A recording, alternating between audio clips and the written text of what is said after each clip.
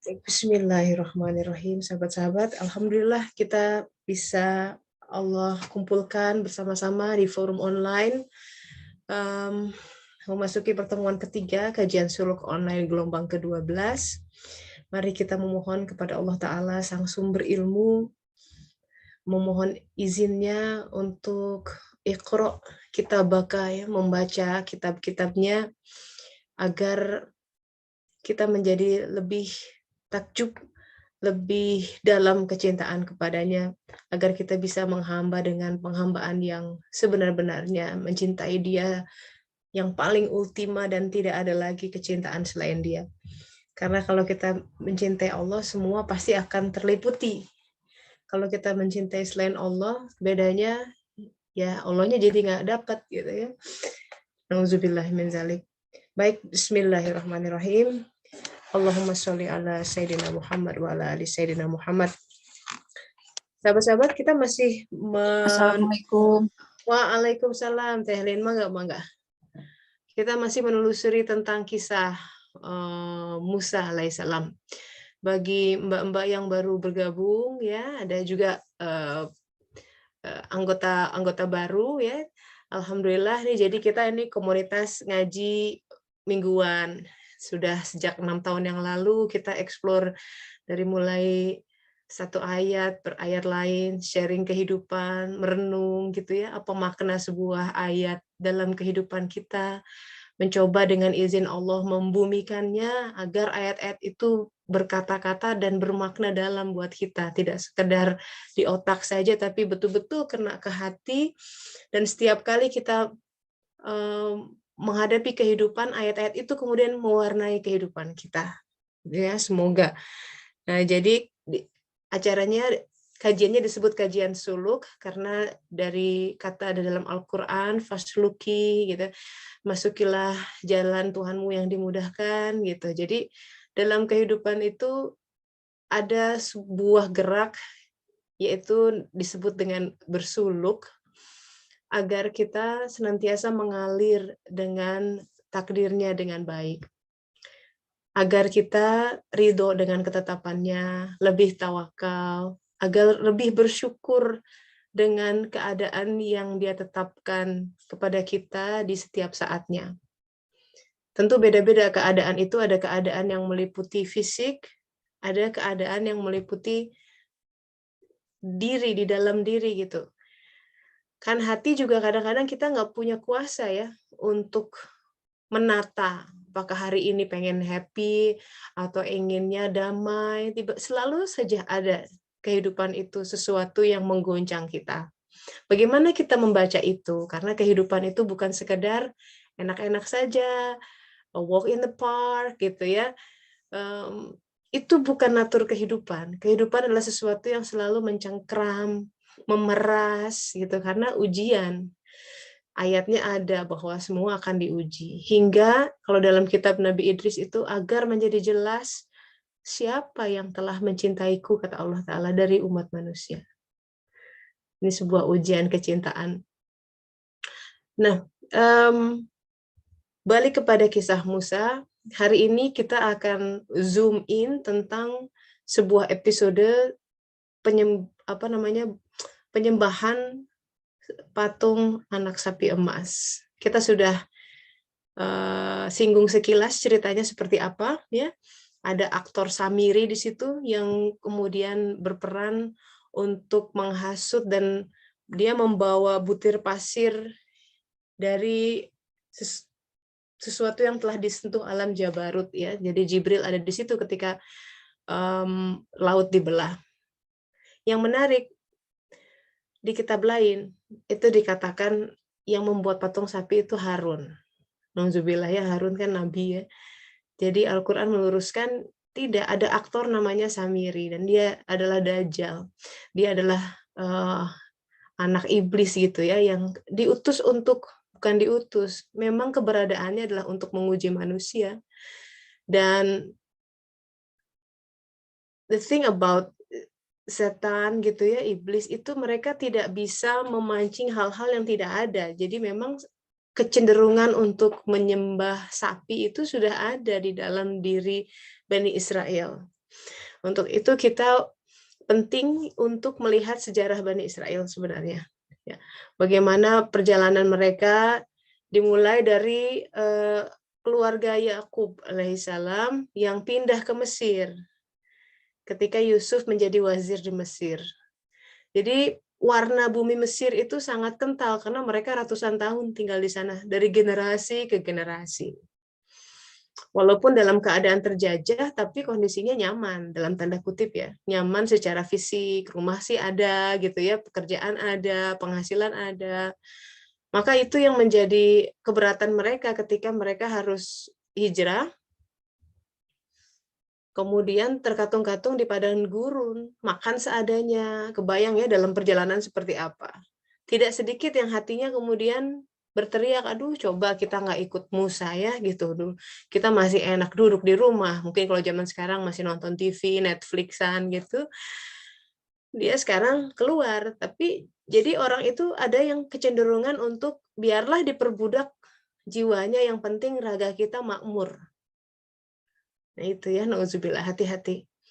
Biarlah kerjanya sebenarnya nggak suka-suka banget, nggak cocok dengan jiwanya, yang penting penghasilan ada. Nggak apa-apa proyeknya diambil, walaupun itu mencederai atau sebenarnya jiwanya tertekan mengerjakannya gitu. Dia tidak jujur ya, tapi lebih mengutamakan nggak apa-apa, yang penting duitnya gede gitu.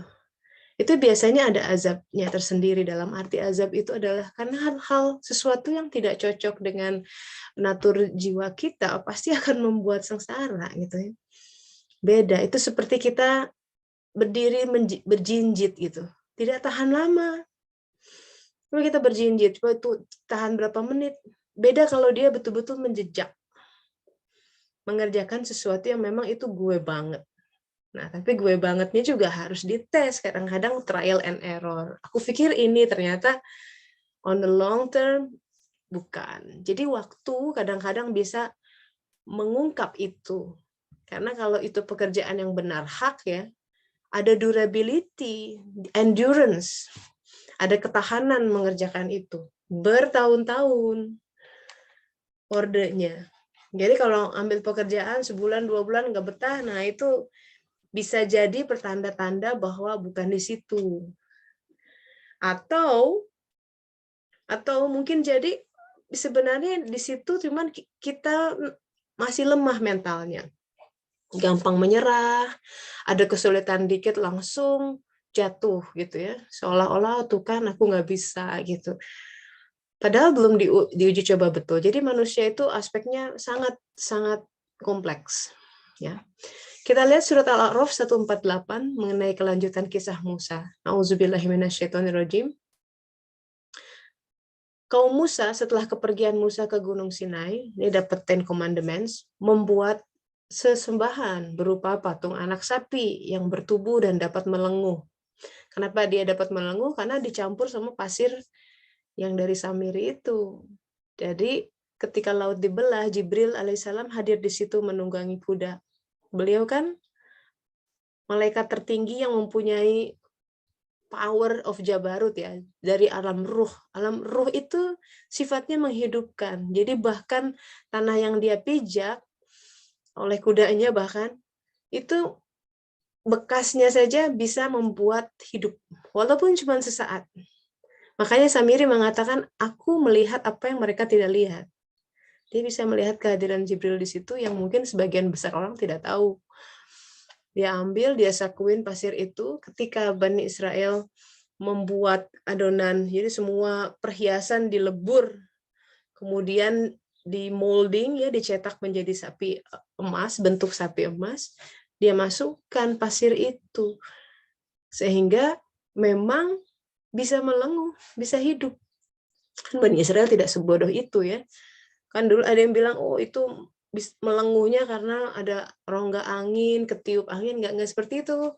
They know which one is alive and not. Gitu. Jadi betul-betul bisa hidup, bersuara. Oleh karena itu, ketakjuban itu membuat mereka bertambah yakin bahwa ini adalah sesuatu yang bisa menolong kita. Gitu. Nah, tentang anak sapi emas ini perlu difahami, seperti tadi dikatakan, Bani Israel itu sudah ratusan tahun tinggal di Mesir. Mesir itu the land of many gods gitu ya. Mereka menyembah banyak bentuk-bentuk Tuhan, ada dewa Ra gitu. Jadi visualisasinya ada, dan salah satu dewa yang mereka sembah di sana berbentuk anak sapi seperti ini. Jadi mereka sudah bertahun-tahun dari generasi ke generasi melihat bahwa yang biasanya Mesir itu makmur karena orangnya menyembah ini gitu. Itu pikiran tuh seperti itu. Jadi itu simbol, ada yang sebutkan dewa El gitu ya, dewa Apis, itu berkaitan dengan sapi. Jadi mereka melihat simbol yang sebenarnya sudah dalam referensi mereka tentang sesuatu yang membawa kemakmuran, ketenangan, kekuatan, ya, virility gitu, sebuah kesuburan. Itu menjelaskan kenapa bentuknya anak sapi gitu. Kenapa nggak burung gitu ya? Kenapa nggak bulat gitu? Jadi ada sesuatu referensi yang mereka ketahui. Sahabat-sahabat, menarik untuk melihat Al-Quran mengkode anak sapi ini dengan istilah ijlun. Ya. Istilah ijlun yang sama, kalau di konkordasi diketik gitu ya, tik, itu nanti akan muncul di beberapa sequence, ya, kisah dalam Al-Quran, diantaranya ketika Ibrahim alaihissalam menerima tamu berupa dua malaikat. Dua malaikat ini yang sebenarnya diutus ke negerinya Lut untuk memberikan azab. Tapi sebelum itu mereka mampir ke Ibrahim alaihissalam. Coba dilihat dalam Al-Quran, ada kisah ini. Dan sebagaimana tradisi orang Arab itu selalu menjamu tamu dengan makanan yang terbaik. Maka Nabi Ibrahim meminta istrinya Sarah untuk membuat daging sapi bakar. Itu ijlun disebutnya, daging anak sapi bakar. Dan itu kalau dalam Al-Quran, cerita itu bukan sekedar cerita, begitu ada satu kata, dia konsisten. Karena kalau di kitab lain dikatakan yang disuguhkan adalah iga bakar, iga nggak ijlun. Karena ini berkaitan dengan nanti periode Ibrahim, nanti Musa dengan ini penyembelihan anak sapi. Nanti sahabat-sahabat, ini akan berkaitan juga dengan sekian puluh tahun kemudian Bani Israel harus menyembelih anak sapi. Karena berkaitan dengan peristiwa ini. Nah, mari kita lihat ihwal anak sapi emas. Kenapa kisah ini dalam Al-Quran? Lalu apa relevansinya dengan kita? Ya, ini saatnya untuk merenung. Sahabat-sahabat, jiwa kita yang tadinya testify Allah, ya, la ilaha illa huwa gitu. Alastu birabbikum qala bala syahidna gitu ya, semua di surat Al-A'raf 172. Sejak itu kecintaannya hanya kepada Allah Ta'ala, dan dia melihat bahwa segala sesuatu bersumber dari dia. Yang ngurusin saya Rob. Makanya disebut alastu birabbikum, bukankah aku Robmu? Robmu adalah sebagai pemelihara, yang memberi rezeki, yang mengurusi, yang melindungi, pemelihara, yang memberikan nafas, dan lain sebagainya. Begitu masuk ke alam ini, sadarilah bahwa kita hidup di namanya the cosmos of multiplicity. Alam ini adalah alam duality, di mana ada oppositions, ya, kita mengenal dua hal yang bertentangan, ada contraries, gitu ya. Jadi sejak lahir, jasad kita sangat terbiasa dengan hal yang bertolak belakang. Ada dua hal. Kalau nggak hitam, putih, begitu cara berpikirnya. Kalau nggak gelap, ya terang. Kalau nggak penuh, ya kosong. Sangat susah untuk melihat in between atau sesuatu yang di luar itu. Mari kita tarik lagi. Kebiasaan berpikir multiplicity atau duality itu, kemudian dalam proses edukasi kita, kan kalau nggak kerja, nggak dapet duit, bisa mati, seolah-olah begitu. Seolah-olah uang itu dapatnya dari harus kerja, harus ngantor. Seolah-olah kalau tidak punya gaji tetap, maka penghidupan kita terancam. Di alam dualitas, pikiran kita terbiasa dengan itu. Itu sahabat-sahabat adalah sapi, anak sapi emas. Alam pikiran yang mengatakan, kalau saya nggak punya kerja, gimana bisa menghidupi anak? Cause and effect. Which is normal, kita hidup di alam ini. Tapi dia, Allah Ta'ala, itu tidak terbatas oleh cause and effect. Sebenarnya. Maka dalam suluk, orang akan dilatih untuk keluar dari waham seperti itu. Waham yang mengatakan, kalau aku nggak begini, nggak akan begitu. Kalau suamiku tidak begini, maka akan begitu. Itu semua waham-waham. Kita seolah-olah mendikte kehidupan, mempersyaratkan sesuatu, kalau aku nggak dapat begini, aku nggak bahagia. Padahal kebahagiaan itu tidak bersyarat. We can be happy, kita bisa bahagia dengan kondisi apapun per saat ini, detik ini, sekarang juga, walaupun sedang sakit, walaupun kondisi lagi tidak fit gitu ya, walaupun sedang ada perhara misalkan dalam rumah tangga, dalam keluarga. Suluk membawa kepada we have to go beyond gitu. Bahwa kan keadaan yang meliputi kita itu hanya sebuah entitas yang mewarnai jiwa, hati, raga. Jiwa kita, dia ada di balik itu semua. Dia menyaksikan.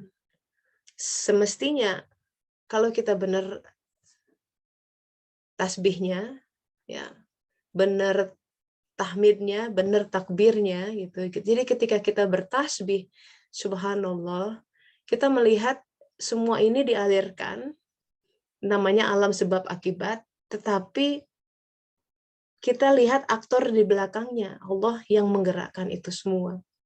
Itu makna syahadat kita. Itu makna tauhid. La ilaha illallah. Tidak ada ilah selain Allah. Tidak ada yang maha kuasa selain Dia. Tidak ada yang bisa menggerakkan ini kecuali Dia ada di belakangnya. Bahwa dalam alam ini memang harus ada aktor-aktor yang bergerak, pion-pion yang digerakkan, ya. Tapi kalau kita berhenti di sana dan tidak melihat causa prima, siapa di balik itu, maka di situ kita tengah terhijab. Gambaran Bani Israel menyembah sapi. Kalau kita lihat gambar ini, kita mungkin mengira, waduh, mengerikan ya, menyembah-nyembah sapi, ngapain, musyrik katanya gitu ya. Oh, nggak boleh tuh punya cincin yang dianggap membawa power. Saya pakai kalung ini dapat dari ajengan. Kalau pakai ini nanti terlindung dari santet misalkan ya. Percayanya ke si kalung itu, tapi si cincin itu kan sudah musyrik. Nauzubillah min dzalik.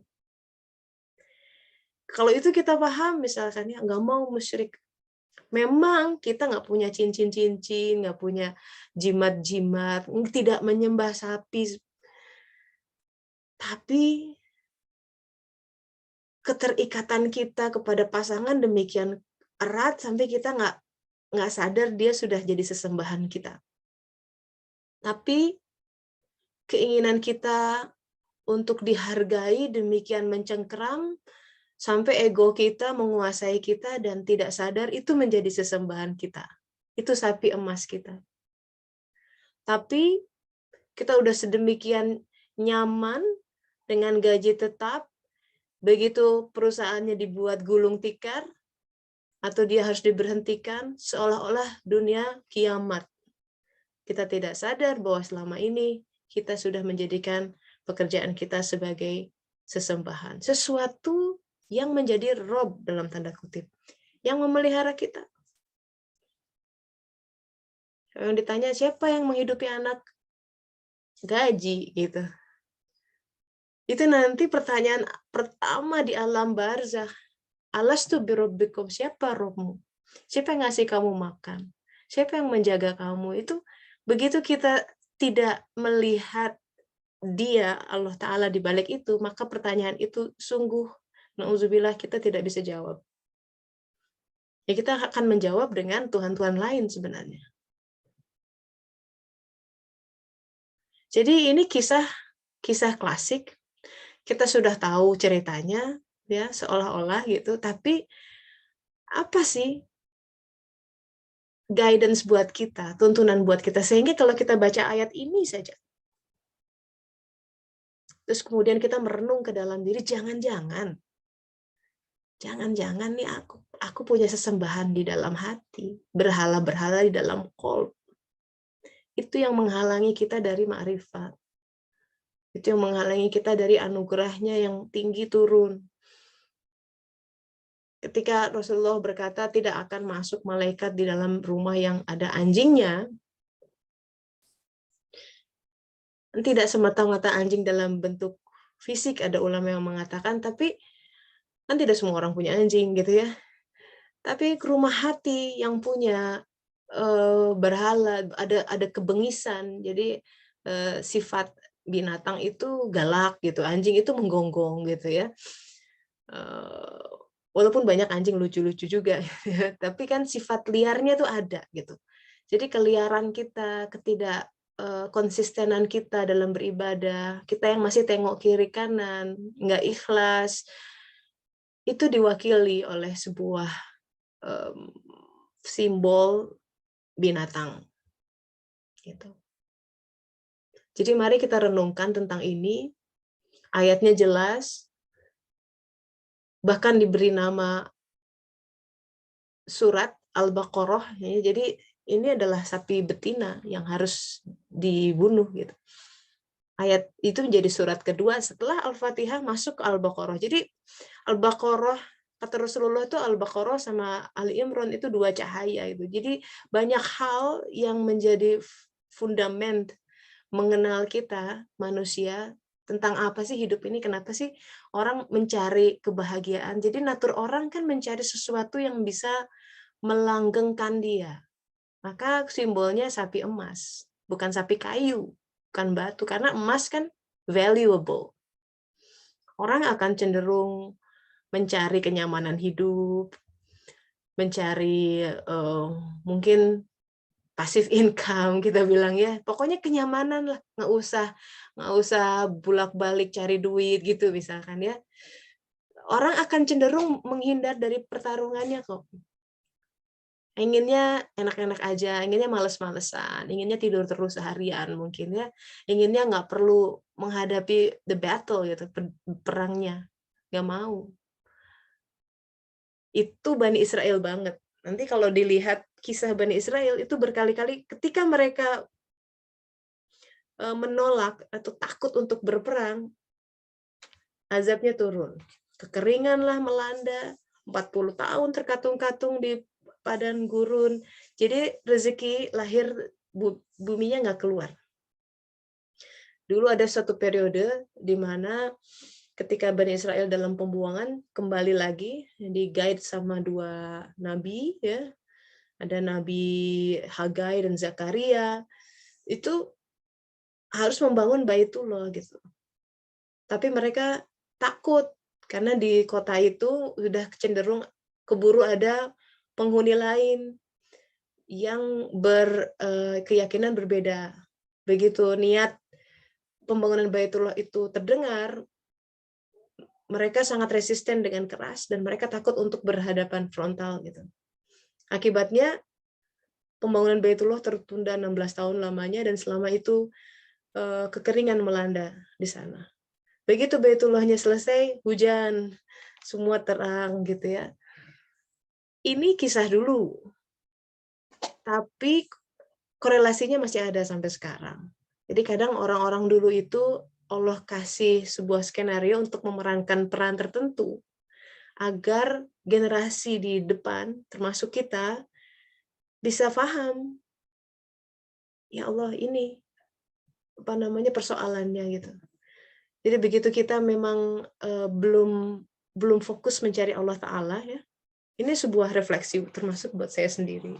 Yang kita cari apa sih? Yang mewarnai semua aktivitas kita dan semua keputusan kita dalam memilih apakah Allah atau saya atau ego.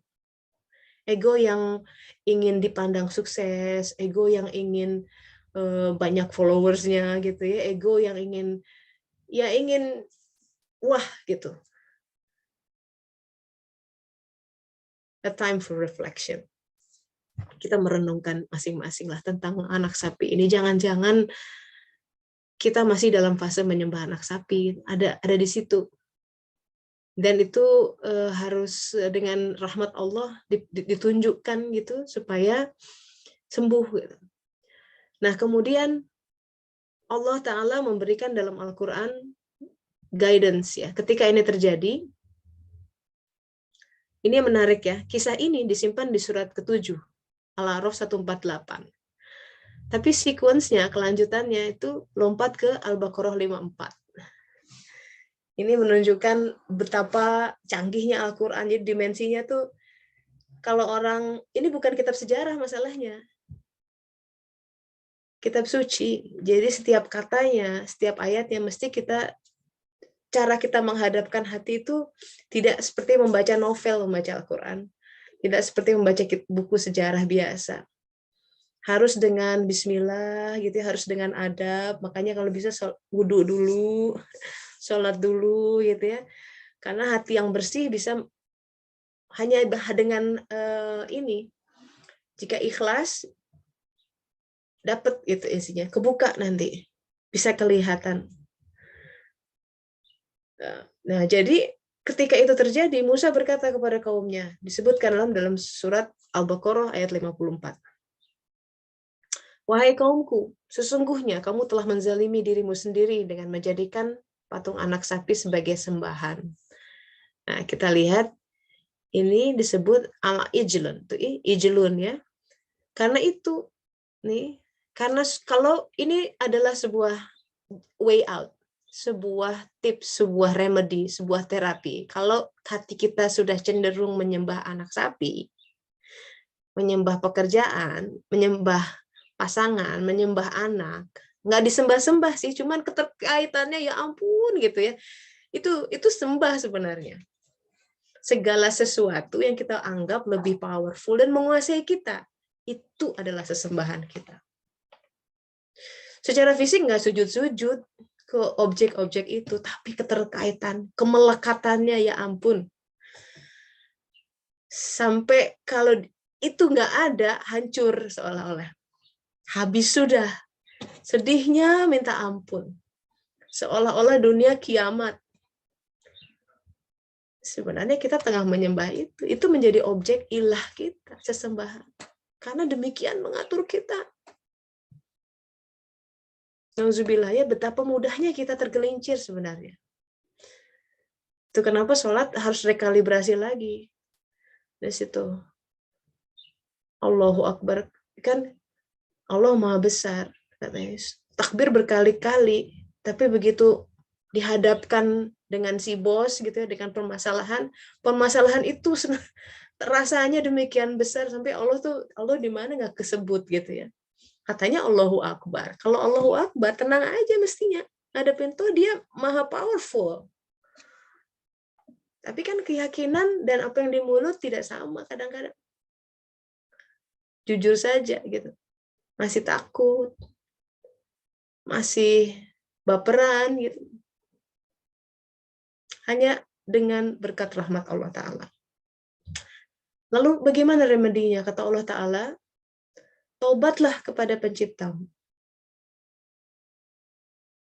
Jadi, fatubu illa birabbiikum. Dan taubat ya, bunuhlah dirimu. Faqtulu anfusakum. nafsnya ya, ini berkaitan dengan nafs. Ini kadang-kadang suka dipakai mungkin untuk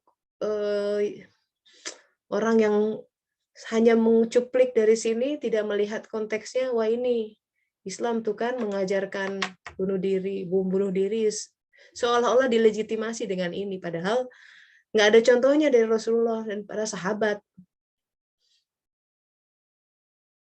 seperti itu ya. Jadi membunuh nafs itu lebih kepada kekuatan-kekuatan yang mencengkeram jiwa kita, itu harus disembelih, harus dipotong. Maka nanti kita belajar saum gitu, itu mulai membunuh syahwat, mulai jadi kekuatannya dikurangi. Yang tadinya kekuatannya 100 misalkan 100% menguasai, kurangi 90, 80, lama-lama dia lemah. Itu maksudnya membunuh. Membunuh pengaruhnya kepada jiwa kita sehingga sedemikian rupa jiwa menjadi terpenjara dan diperbudak oleh kekuatan itu. Tapi gerbangnya adalah taubat. Makanya wajib untuk belajar apa sih taubat, bagaimana taubat. Kan Rasulullah kasih guidance, ciri-ciri orang yang taubat, itu dia jadi lebih cenderung gemar mencari ilmu, ya, melipat kasurnya, jadi tidurnya dikurangi, jadi karena dia lebih banyak zikir, kontemplasi kalau malam-malam. Kadang-kadang juga teman-temannya diganti. Ciri bertobat tuh. Teman-teman yang lebih mendamaikan hati, teman-teman yang memberikan influence yang lebih baik, kalau gantikan. Mungkin malah pekerjaannya juga diganti, gitu ya, dan lain sebagainya. Nah, jadi taubat dan bunuhlah dirimu. Tentang bunuh dirimu ini kita perkuat di surat An-Nisa ayat 66 ya. Auzubillahi minasyaitonirrajim.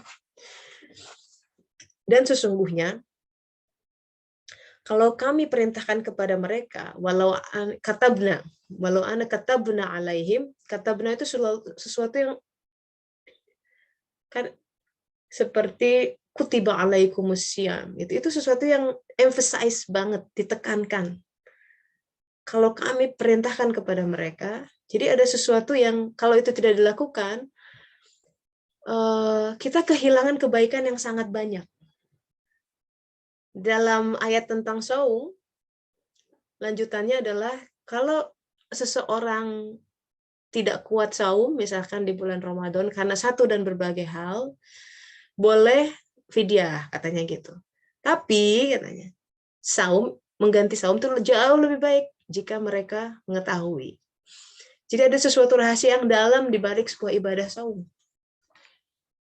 Kalau bisa ganti di hari lain, tapi tetap saum ya, gitu. Jadi Allah ingin memberikan sesuatu, tapi jalannya memang seperti itu, lewat si moksa gitu, badannya ditahan dulu ya, badannya diproses, jangan selalu ikuti keinginannya, pengen bakso beli gitu, kan kita cenderung impulsif, apalagi semua dalam handheld zaman sekarang, kalau mau belanja kita nggak perlu ke mall lihat-lihat, tahu-tahu muncul di notifikasi impulsive buying, itu hati-hati itu, syahwatnya muncul, perlu apa enggak? Kalau kita ingat bahwa semua dihisab, itu kan mengerikan. Nanti kalau ditanya, kamu kenapa tanggal sekian, jam sekian, milih pakai itu? Kan pasti punya tuh pakaian. Jawabannya panjang itu nanti. Ya. So, tentang membunuh diri, ini di An-Nisa ayat 66 ya. Jadi, bunuhlah dirimu atau keluar dari kampungmu. Itu adalah perintah Allah. Dua hal ini apa namanya satu ritme gitu tentang bunuh diri atau keluar dari kampungmu atau aniktul anfusakum aw ikhruju min diyarikum atau keluar dari kampungmu, sama. Jadi bunuhlah hal-hal yang dari syahwat dan hawa nafsu yang demikian mencengkeram dirimu atau keluar dari kampung seperti Bani Israel keluar dari Mesir, keluar dari pengaruh jasad ini, keluar dari comfort zone, keluar dari kemalasan, keluar dari emosian. Tapi ini ngerinya, dalam Al-Quran dikatakan, niscaya mereka tidak akan melakukannya. Kecuali sebagian kecil dari mereka. Terus ini ditutup lagi, mirip dengan perintah saum. Sesungguhnya kalau mereka melaksanakan pelajaran yang diberikan kepada mereka, tentu yang demikian itu lebih baik bagi mereka dan lebih menguatkan iman mereka. Tuh. Jadi di balik hal ini, kenapa harus bebas kita dari ilah selain Allah? Karena Dia ingin memberikan yang jauh lebih baik dibanding itu. Dibanding yang hati kita genggam, dibanding yang sekedar kita harapkan. Dan itu, sahabat-sahabat, adalah sifat Allah Ta'ala. Selalu memberi yang terbaik. Yang terbaik. Kalau kita kerja suka asal-asalan. Makanya Allah menyukai pekerjaan yang dikerjakan, walaupun kecil, walaupun satu, gitu ya, tapi terus istiqomah dan sebaik-baiknya. Karena itu sifat Dia. So, kita kontemplasi itu. Jadi hari ini kita belajar untuk bagaimana mengidentifikasi sesembahan berupa anak, patung anak sapi emas, ilah-ilah lain di dalam hati kita. Kalau itu ada, kuncinya taubat. Dan dibunuh, dipotong pengaruhnya. Which is sebagian besar orang tidak melakukannya. Kenapa? Takut. Kenapa? Mereka udah nyaman dengan itu. Why bother gitu kan? Ngapain susah-susah gitu misalnya. Karena mereka tidak melihat sesuatu di balik itu kan. Dan mereka tidak melihat bahwa apa yang mereka genggam itu hanya masalah waktu, hilang, habis, musnah, berakhir, berpisah. Allah mempersiapkan, hey, I have something better gitu. Aku punya sesuatu yang lebih baik dari apa yang kamu pegang. Mau nggak? Tapi itu dilepas. Tapi kita seperti anak kecil yang sudah demikian suka dengan satu mainan, gitu ya. Karena kita tahu itu nggak begitu bagus, nak, gitu.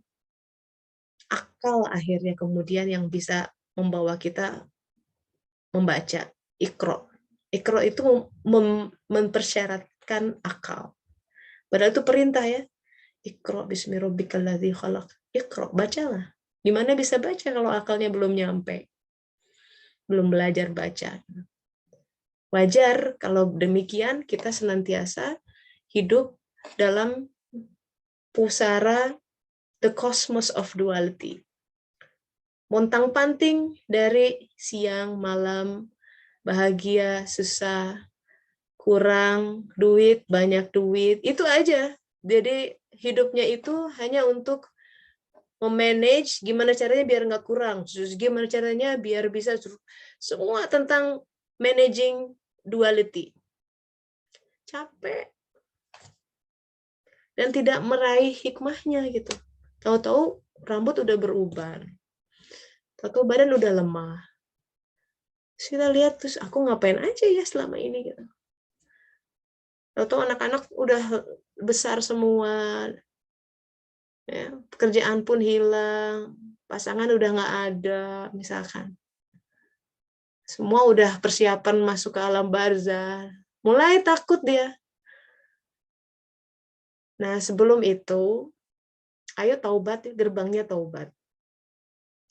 Taubat. Dan kadang Allah membantu sahabat-sahabat kalau kita nggak mampu membunuh diri sendiri. Ujian dalam kehidupan itu sesuatu yang jelas efektif memangkas itu. Ilah-ilah selain itu. Jadi, dengan kata lain, ini adalah sebuah cara untuk memandang kehidupan dengan hukum ilahiyah. Hukumnya adalah bahwa kita semua akan dibersihkan. Harus bersih. Kenapa? Karena kita mendekati yang Maha Suci. Masa masuk masjid berlepotan? Kan nggak mungkin, nggak bisa gitu. Ya, sepatu aja harus dibuka gitu. Sementara kita masih penuh. Wah, harus mandi dulu gitu ya adabnya. Jadi kebersihan, purification itu bagian dari kehidupan. Dan takdir itu adalah air yang mensucikan. Sangat. takdirnya. Ada Dia yang desain. But this is also a good news for us, isn't it? Sebuah kabar baik bahwa semua pergulatan hidup yang tengah sudah dan akan kita hadapi, kita maknai dengan sebuah treatment ilahiyah agar kita terlepas dari berhala-berhala itu dan nanti insya Allah pada akhirnya kembali kepada Dia dengan mutmainnah. Amin ya rabbal alamin. So, kita masih punya waktu untuk diskusi. Any questions, any remarks, sharing atau apapun, silahkan. Your turn.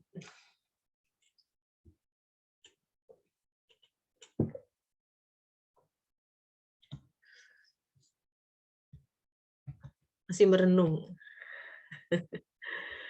Ya, silakan Mbak Nuraini. Terima kasih. Ya. Assalamualaikum warahmatullahi wabarakatuh. Waalaikumsalam warahmatullahi wabarakatuh. Alhamdulillah Teh, hari ini hidangannya luar biasa kalau menurut saya. Nah, yang Teteh sampaikan tadi itu mengena semua gitu. Di umur 40 saya menuju 40 ini hadir hari ini kembali dicoba lagi gitu menghadapi kondisi keluarga yang tadi malam abang saya dipanggil ke polisi gitu untuk menyelesaikan urusannya kembali, dan secara keluarga ya bukan nggak menerima ya, tapi alhamdulillah udah banyak kesiapan tanda-tanda yang diberikan Allah. Jadi keluarga lebih siap menerima kondisi gitu, nggak shock ya Teh gitu.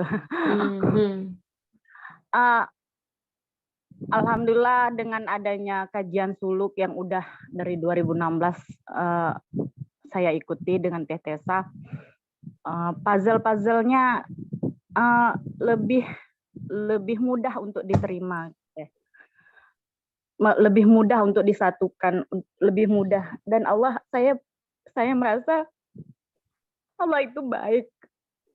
Saya diberi kesempatan lebih awal untuk memahami kondisi keluarga saya. Saya merasa tenang, saya merasa bahagia. Allah hadirkan yang seperti ini adalah kebahagiaan bagi saya gitu. Diambil harta, dipisahkan dengan keluarga, itu bukan menjadi sebuah kesengsaraan. Kalau saya sih ngerasainnya gitu ya Teh. Masya Allah. Ya. Apa ya Teh? Bersyukur aja Allah kasih pengetahuan, kasih ilham, kasih ketenangan. Ini loh yang kamu hadapi. Kayaknya istilah kalau akrab banget. Ini loh yang kamu hadapi. Oh enggak, itu enggak susah gitu. Tenang aja. Itu masih di dunia. Enggak. Seolah-olah itu yang terngiang di dalam kuping saya. Dalam hati pikiran saya. Ya udah yuk. Saya ajak ibu saya ajak adik-adik saya, yuk kita hadapi. Enggak masalah, seberapapun beratnya, nilai berapa M pun itu kecil di mata Allah gitu. Apa ya yang kami sayangkan cuman apa? Saya ngerasa ini saya tidak bisa, nggak bisa membagi gitu. Ini loh sebenarnya kebahagiaan kita gitu. Rasanya pingin naruhkan ketenangan ini ke hati ayah saya. Ya ini loh gitu. Ya gini loh, tapi ya mungkin itu bukan sebuah penyesalan juga, cuman ya rasanya pingin berbagi ketenangan ini dalam menghadapi kondisi manusia itu. Ya kamu harusnya kembali gitu, itu aja sih bahasa. Ya kita kembali lagi, ayo gitu.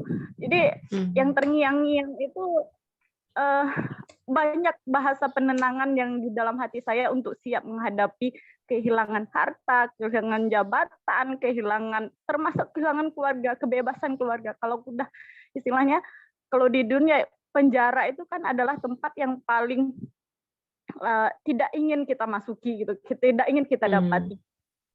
Tapi rasanya itu tenang teh. Oh ini loh obatnya. Di penjara memang obat gitu loh. Itu tempat kamu untuk bersyukur. Itu tempat kamu harus kembali gitu loh teh. Alhamdulillah itu hadir gitu loh teh. Oh apa ya, alhamdulillah. Ya dari yang Teteh sampaikan, ya dikurangi jadi sapi sesembahan kita itu kayak gaji, kayak suami, kayak apa, itu tidak ada nilainya gitu. Yang harus kamu jalani ini kembali kepada saya. Apapun masalahmu sampaikan kepada saya. Saya yang mampu gitulah. Itu yang di kuping, yang di telinga, yang di hati kayaknya bunyi gitu. Alhamdulillah. Dan saya begitu itu bunyi, ya waktu jalan aja itu udah nangis gitu. Kayaknya kok nggak bisa bergerak lagi ya gitu. Pinginnya ya rasa rindu, bukan lagi kepada masalah ya, tapi alhamdulillah ya Allah kau dekat. Masa kayak gitu aja sih ya, dekat gitu. Suara-suara yang kayak gitu tuh membuat kita lebih fokus untuk ngadapinnya seperti apa, lebih sabar kita. Jadi alhamdulillah teh untuk hari ini itu pelan-pelan, dan saya tahu itu prosesnya akan baik gitu. Dalam kesalahanmu kamu akan lebih baik dekat dengan aku, itulah yang dalam hati saya gitu ya teh. Saya cuma bisa ngajak adik-adik yuk pahami yuk gitu, jangan diajak imbas. Kalau Teteh bilang dualisme permasalahan, ya udah ini harta kita gini gitu. Saya nggak berani lagi sih, bukan nggak berani, memang nggak mampu ya teh gitu. Kalau secara ukuran ekonomi keluarga kami bisa menjual harta seperti ini, terus ngambil berapa M untuk bayar hutang, mengorbankan, kayaknya itu kan solusi di manusia gitu ya teh. Iya, Tapi betul. tadi gitu, yuk kita sholat dulu, yuk kita doa dulu. Betul, iya betul. Itu tahapannya. Jangan fasik. Ya. Fasik itu orang yang melupakan Allah. Urut nomor 1 Allah dulu. Segala sesuatu terjadi, respon pertama call, telepon Allah lewat hati gitu ya. Telepon Allah tuh enaknya nggak perlu pakai gadget, nggak perlu pakai wifi, hotspot, dimanapun bisa nyambung, nggak perlu pakai abonemen, bayar sesuatu, hubungi dia, telepon Allah gitu, lewat hati, memanggil, hati yang memanggil, ya Allah gitu. Sudah ya Allah saja dia hadir loh. Luar biasa ya, dari riwayat mengatakan jika hambaku mengatakan ya Allah, aku di hadapan hadir, ada apa hambaku? And every time ya Allah, ya ada apa? Ya Allah ada apa? Langsung. Bener deh, rasanya manis gitu ya waktu kita Iya. Oh Nur gitu, kalau saya di dalam hati kalbu saya, oh gini loh Nur, tenang aja. Alhamdulillah. Ya, memang suluk ini adalah jalan gerak untuk kembali kepada Allah. Jadi kita menyeru orang kepada, ayo dong, jangan sapi-sapi, aduh nanti mati berat gitu ya. Ayo Allah yang disembah, jangan itu. Allah yang disembah. Allah yang kita pegangin gitu. Kita pegangan tuh ya, jangan ke tiang yang bisa rubuh. Pegangan tuh sesuatu yang paling kokoh. Dan tidak ada kecuali Dia, Allah Ta'ala. Karena segala sesuatu selain Dia fana, akan musnah. Kita akal mengerti itu gitu ya. Tapi kenyataannya itu makanya perlu reminder gitu, dan kadang kita lupa atau nggak sadar bahwa kita tawakalnya bukan Allah, bukan tawakal kepada Allah, tawakalnya sama pasangan, nyender demikian rupa, pokoknya semua dia, begitu dia nggak ada, hancur. Tawakalnya sama pekerjaan, sama followers gitu ya, begitu nggak ada followers hancur, sama fame gitu ya, ke ketenaran, begitu nggak populer lagi hancur. You name it, hal-hal yang kita pegang itu menjadi sebuah source of energy, itu hati-hati. Jangan-jangan aku mengilahkan dia nih. Bahkan kita mengilahkan sekadar ritual ya. Ritual kan bukan Allah, itu keplesetnya bisa di mana-mana itu. Sangat halus. Kalau dalam suluk misalkan ya, dalam pejalan mengilahkan pengen ketemu diri atau karomah yang dicari. Kan karomah bukan Allah. Sangat. Jadi ini ujian betul-betul dalam suluk itu ikhlas. Ikhlas. Jangan cari siapa. Sujudnya tuh kemana gitu. Makanya di dalam Al-Quran dikatakan hadapkanlah dimanapun kau berada, pada Masjidil Haram, di situ Allah ada berada. Tentang tadi Mbak Nur, ayah gitu ya, dakwah yang paling powerful saya pikir adalah dakwah bilhal. Jadi walaupun tidak dikata-katakan, mau itu kita sama pasangan, sama anak, ya ingin ngajak dia sholat, mungkin ingin ngajak dia baca atau apa, dia akan lebih melihat gimana kita keseharian.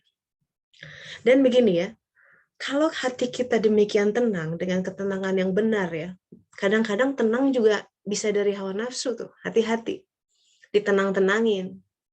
Bedanya nggak akan bertahan lama. Bedanya kerasa lah di dalam hati, harus dirasa-rasa.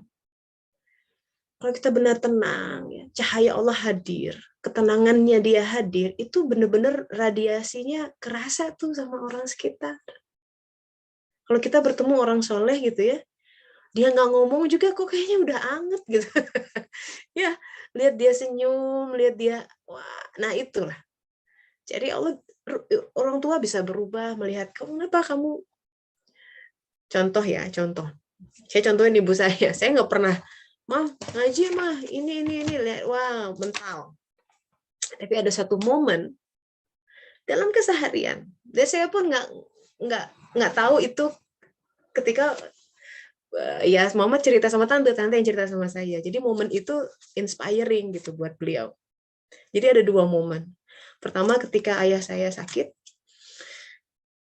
beliau kena stroke, perdarahan ya kejang-kejang. Sebulan setelah itu meninggal. Kalut kan sebagai keluarga, harus ke ICU bolak-balik itu. Begitu meninggal, mama saya udah pingsan lah, udah wah. Tapi entah kenapa saya diberi ketenangan gitu ya, sedih-sedih ya, tapi tenang gitu. Dan ibu saya melihat itu. Ini anak kok bisa tenang begini? Ngaji apa sih katanya? Oke, satu gitu ya. Terus ada kejadian lain ketika di Bandung tuh, di perempatan Buah Batu yang suka macet itu. Maghrib lagi nyetir tuh kan, di lampu merahnya panjang gitu ya, macet. Kita maju pelan-pelan, saya lagi nyetir, tiba-tiba dari belakang ada yang nabrak, keras gitu, sampai saya terhenyak gitu, terguncang. Oh, minggir gitu. Saya sama ibu saya di sebelah. Wah, ternyata bumpernya penyok gitu. Tapi karena mobilnya SUV, ada ban di belakang, jadi yang lebih penyok mobilnya dia sebenarnya. Cuma ibu saya udah marah gitu. Oh, ini harus diganti gini. Si pengemudinya turun, perempuan. Udah minta maaf dia, aduh mbak maaf nggak, pokoknya ya namanya kecelakaan bisa terjadi. Terus saya lihat, mobil saya cuma benyok dikit, doesn't matter gitu ya. Terus dia udah mau settle down gitu.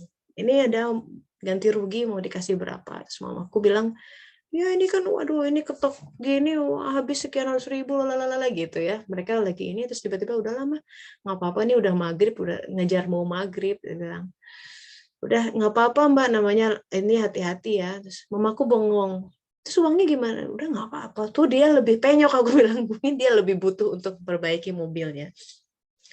Ibu saya terdiam, tapi ternyata di situ dia terhenyak, kok bisa gitu ya, nggak bikin masalah, nggak ribut. Dan buat saya itu nggak niat untuk wah ini dakwah gitu, atau nggak ada, cipes ya sesimpel itu aja, udahlah nggak apa-apa. Ternyata itu membekas. So the point of the story adalah kita nggak tahu ya di mana hal yang kena banget buat orang tua atau buat suami. Mungkin dia melihat kita, dia konsisten ya bikinin aku kopi walaupun beberapa menit yang lalu marahan gitu. Aku membuat dia kesal. Itu dakwah tersendiri tuh.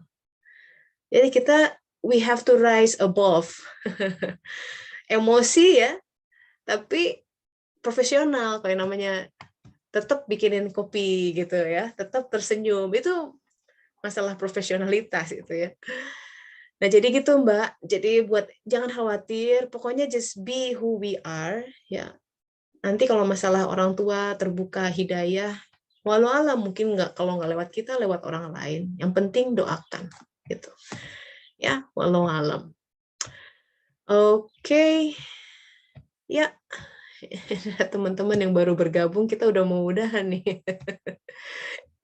Ya, ada lagi satu mungkin sebelum kita say goodbye. Ini tentang, ya Mbak Andika, silakan. Teh, Assalamualaikum warahmatullahi wabarakatuh. Waalaikumsalam warahmatullahi wabarakatuh. Ini Teh mau disambung hikmahnya nanti sama Teh Tessa. Jadi ceritanya gini, teman aku cerita gitu. Kalau dia itu ikut kajian, terus dia dengar kalau mau memperbaiki diri gitu, ya mendekat pada Allah ya perbaiki sholat dulu gitu. Sholatnya dulu di ini. Terus dia mikir, ya Allah aku ingin perbaiki diri, perbaiki sholat gitu. Tapi aku ingin sholatku benar gitu.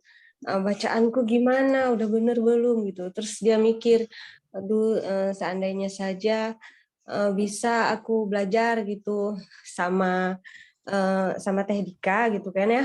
Terus dia mikir terus gitu, minta terus sama Allah, rupanya tiba-tiba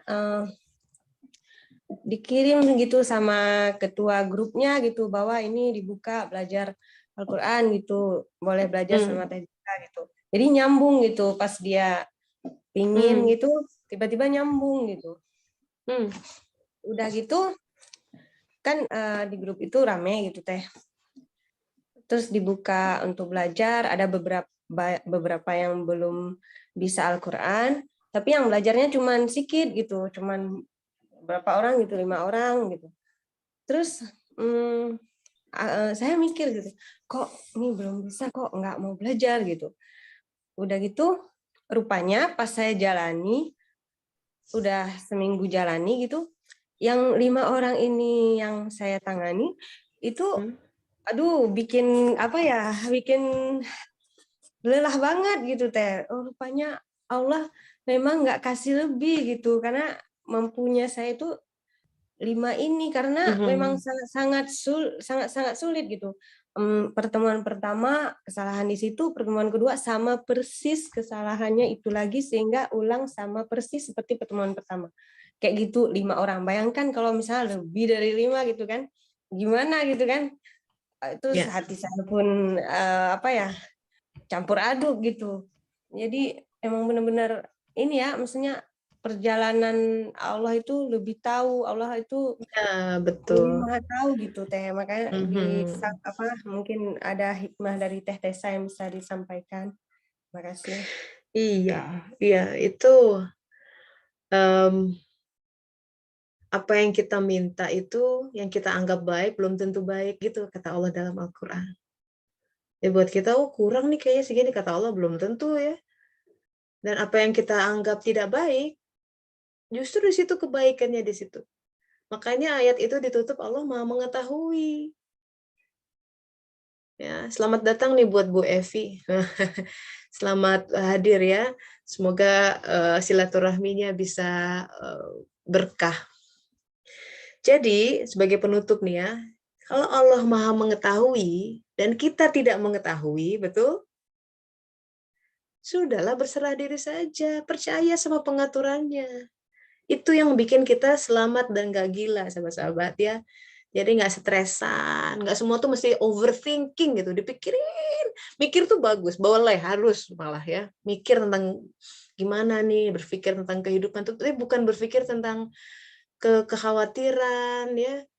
Kita sih bukan berpikir, banyak kepikiran, nah itu beda hal tuh. Berpikir bagus, berpikir adalah pelita hati, tapi kepikiran itu mah ini anak sapi ya yang menguasai gitu. Jadi kita harus aware. Ayat ini jelas gitu. Apa yang kau anggap baik belum tentu apa yang kau anggap buruk juga belum tentu buruk. Allah Maha mengetahui. Artinya sebenarnya kalau kita pegang satu ayat sini saja menjadi sebuah guidance dalam kehidupan, namanya hidup ya, nggak semuanya itu kita suka takdir, betul? Wajar, manusia kan, nggak suka begitu ada orang apakah kalau ada orang memfitnah, enak hati kita kan nggak enak. Disalah prasangkai kan nggak enak. Kita dizolimi kan nggak enak. Tapi kejadian. Nah itu ketika biiznillah, itu ya surat 64 ataupun ayat 11. Tidak ada satu musibah pun. Tidak ada sebab akibat terjadi di bumi ini. Karena ini alam sebab akibat. Tapi begitu dia berjalan, terjadi illa biiznillah. Ada izinnya. Sebagai seorang beriman yang menguak kedalaman harusnya bertanya, kenapa dia izinkan? Nah itu, pertanyaan itu akan membuka sebuah pengetahuan, sahabat-sahabat. Jadi kalau sudah responnya sebentar, ini kan Allah izinkan, kenapa ya Allah izinkan? Itu kita sudah, energi kita sudah shifting dari terlalu menghukumi, wah gara-gara itu. Udah analisa itu dia lepas, tapi Allah izinkan. Wah, itu kita sudah ke tataran lain tuh. Enak. Itu caranya untuk meraih hikmah-hikmah dalam kehidupan, pengajaran. Semoga al-haknya dapat. Gitu. Insya Allah. Begitu sahabat-sahabat, waktunya habis. Banyak yang ingin kita bicarakan, but I have to go. Alhamdulillah ya, kemarin kita tutup sama-sama dengan doa akhir majelis. Subhanaka Allahumma wa bihamdika asyhadu an la ilaha illa anta astaghfiruka wa atubu ilaik. Alhamdulillahirabbil alamin. Semoga bermanfaat kajiannya dan kita ada pelajaran yang kita ambil dari ayat-ayat ini. Sahabat-sahabat pamit dulu ya. Silahkan melanjutkan. Tolong Teh Tessa. Assalamualaikum warahmatullahi wabarakatuh. Assalamualaikum warahmatullahi wabarakatuh.